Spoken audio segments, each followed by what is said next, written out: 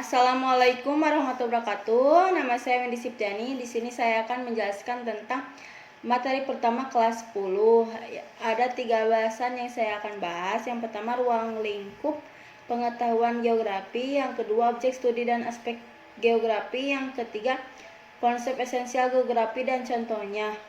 Definisi geografi menurut para ahli, diantaranya Birtanto, geografi mempelajari hubungan kausial gejala-gejala di permukaan bumi, baik secara fisik maupun yang menyangkut makhluk hidup beserta permasalahannya melalui pendekatan ke ruangan ekologi dan regional untuk kepentingan program, proses, dan keberhasilan pembangunan. Yang kedua, menurut Yates dan Haggett, geografi merupakan ilmu pengetahuan tentang perkembangan nasional dan pengujian terhadap teori-teori yang menjelaskan dan memperkirakan distribusi spasial dan lokasi berbagai karakteristik dari permukaan bumi. Yang selanjutnya, ruang lingkup pengetahuan geografi. Geografi sebagai ilmu terus berkembang, perkembangannya begitu luas sehingga para pakar geografi cenderung untuk membagi menjadi cabang ilmu-ilmu pembantu untuk menunjang guna pengetahuan geografi. Rod Murphy dalam bukunya berjudul The Scope of Geography mengemukakan 3 pokok ruang lingkup studi geografi, diantaranya yang pertama, persebaran dan keterkaitan penduduk di muka bumi dengan sejumlah aspek-aspek keruangan dan bagaimana manusia memanfaatkannya. Yang kedua, interaksi antara manusia dengan lingkungan fisik yang merupakan salah satu bagian dari keragaman wilayah. Yang ketiga, kerangka kerja regional dan analisis terhadap region-region khusus.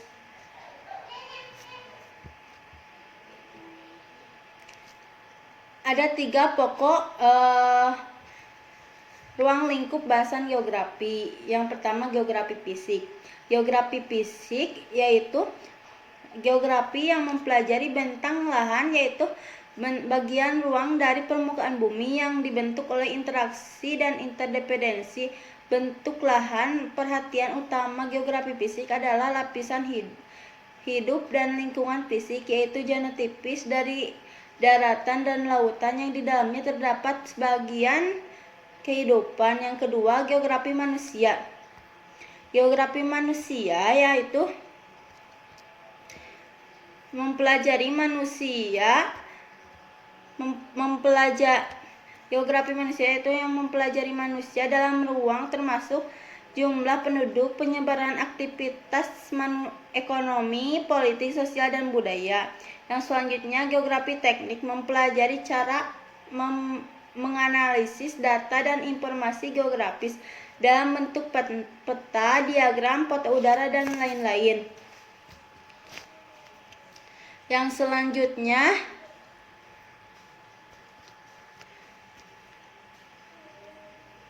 objek studi dan aspek geografi.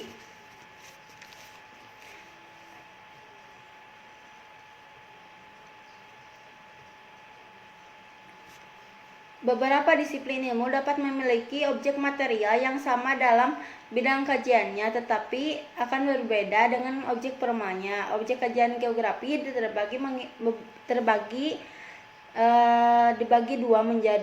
dibagi dua, yaitu objek material.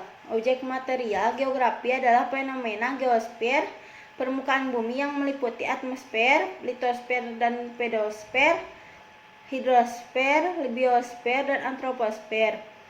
Yang selanjutnya, objek formal. Objek formal geografi merupakan suatu cara pandang keruangan yang dituangkan dalam konsep-konsep geografi. Jadi yang menjadi objek bukan benda atau material, tetapi fenomena keruangan di dalam menelaah fenomena di muka bumi. Studi geografi senantiasa menganalisis lokasi persebarannya di permukaan bumi dan saling keterkaitan interrelasi interaksi antara satu fenomena dengan fenomena yang lainnya. Yang selanjutnya, aspek-aspek geografi. terbagi menjadi dua, yaitu aspek fisik dan aspek sosial. Aspek fisik diantaranya geografi matematik, yaitu astronomi, ilmu falak, ilmu yang mempelajari benda-benda langit, bumi sebagai satelit, matahari sebagai bintang-bintang di langit. Yang selanjutnya geologi, ilmu yang mempelajari bumi secara keseluruhan, asal kejadiannya, struktur, komposisi, dan sejarahnya. Yang selanjutnya geomorfologi, yaitu ilmu yang objeknya tentang bentuk-bentuk permukaan bumi dan segala proses yang menghasilkan bentuk-bentuk tersebut. Yang selanjutnya meteorologi, yaitu ilmu yang objeknya mempelajari atmosfer, udara, cuaca, suhu, angin, dan sebagainya. Yang selanjutnya ada oseanografi, ilmu yang objeknya mempelajari perairan, laut, serta gerakannya. Yang kedua aspek sosial, atau yang pertama geografi sosial atau sosiologi, ilmu yang mempelajari struktur sosial dan proses termasuk perubahan sosial, yaitu kaidah-kaidah sosial, lembaga-lembaga sosial, kelompok sosial, dan lapisan sosial. Yang kedua geografi ekonomi, ilmu yang objeknya mempelajari hubungan timbal balik antara manusia dengan lingkungannya dalam rangka memenuhi kebutuhan hidup untuk dapat mencapai kesejahteraan dalam hidupnya. Yang selanjutnya geografi politik, ilmu yang mempelajari tentang hubungan antara daratan dan lautan dengan politik untuk tujuan politik luar negeri. Yang selanjutnya antropologi, ilmu yang objeknya mempelajari tentang penyebaran masyarakat bangsa-bangsa di bumi sehubungan dengan lingkungan geografi. Yang selanjutnya ada biografi, ilmu yang objeknya mempelajari kehidupan atau biosfer di muka bumi, di darat, di laut, ataupun di udara. Yang selanjutnya konsep esensial geografi dan contoh penerapannya. Yang pertama, konsep lokasi atau letak adalah suatu tempat atau letak daerah di mana adanya keterkaitan suatu objek di muka bumi secara umum. Konsep lokasi dibagi menjadi dua, yakni lokasi absolut dan lokasi relatif.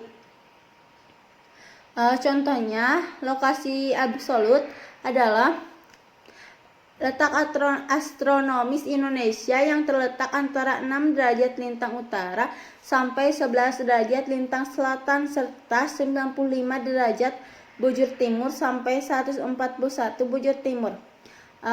Contohnya, lokasi relatif,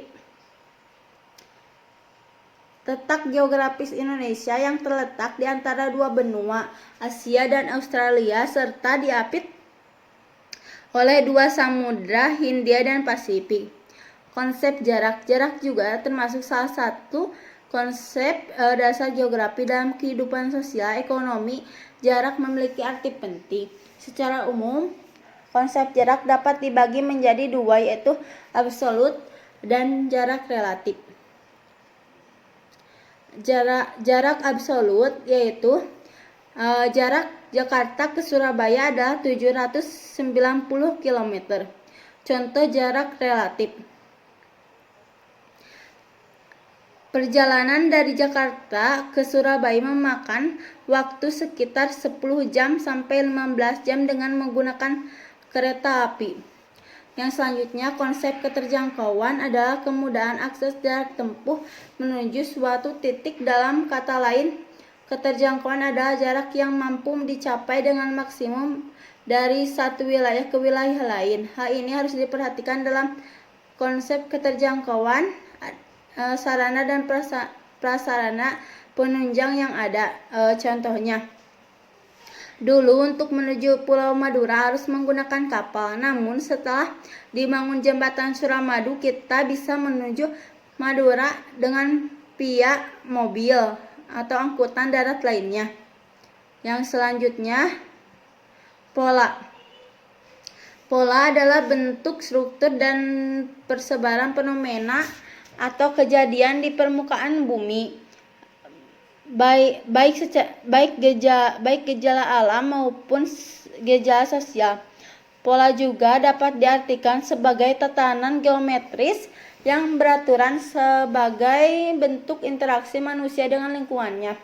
Contohnya, pembangunan pemukiman penduduk dibangun memanjang, mengikuti jalan raya atau aliran sungai. Yang kelima, geomorfologi adalah ilmu yang mempelajari tentang bentuk permukaan bumi. Ilmu geografi tidak terlepas dari bentuk-bentuk permukaan bumi seperti pegunungan, perbukitan, lembah, dan daratan.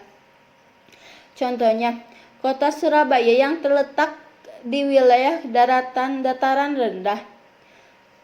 Yang keenam, konsep aglomerasi adalah kecenderungan pengelompokan suatu gejala yang terkait dengan aktivitas manusia. Contohnya, pengelompokan kawasan industri dipisahkan dari daerah pemukiman. Yang ketujuh, nilai kegunaan adalah manfaat yang diberikan oleh suatu wilayah di muka bumi pada makhluk hidup. Tidak akan sama pada semua orang. Tentu manfaat yang dihasilkan bersifat relatif, namun memiliki potensi untuk menunjang perkembangan suatu wilayah. Contohnya, kawasan dataran tinggi bisa dimanfaatkan untuk tanah perkebunan yang subur, sedangkan daerah pantai dapat dimanfaatkan dengan rekreasi.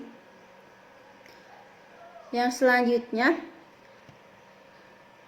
konsep interaksi atau interdependensi, yaitu terjadinya hubungan yang saling mempengaruhi antara suatu gejala dengan gejala yang lainnya. Definisi lain mencakup ketergantungan satu daerah dengan daerah yang lain untuk saling memenuhi kebutuhannya. Contohnya, daerah pedesaan menghasilkan bahan-bahan pangan yang akan didistribusikan ke daerah perkotaan. Yang selanjutnya ada diferensiasi area. Adalah fenomena yang berbeda antara tempat yang satu dengan yang lainnya.